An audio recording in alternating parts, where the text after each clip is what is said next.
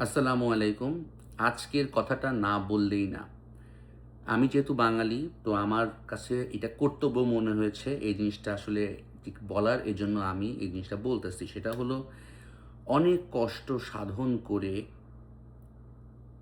একটা ফ্যাসিস্ট সরকারকে আমরা সরাতে পেরেছি।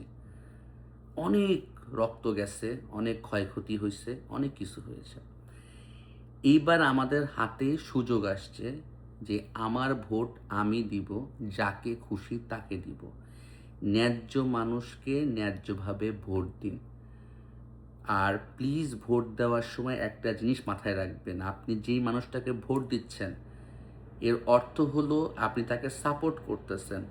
এর অর্থ হলো সে যদি কোনো ভালো কাজ করে, সে তো নেকি পাবেই, তার নেকির অংশীদার আপনিও হবেন। সে যদি কোনো খারাপ কাজ করে, তাহলে তাকে যে পরিমাণ পাপের জন্য শাস্তি দেওয়া হবে, সেই শাস্তির অংশীদার আপনিও হবেন।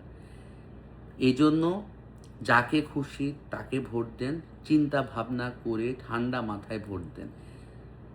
এমন যদি না হয় যে এত বছর পরে যে জিনিসটা আমরা চেয়েছি সেটার আবার সেম জিনিসটা হোক।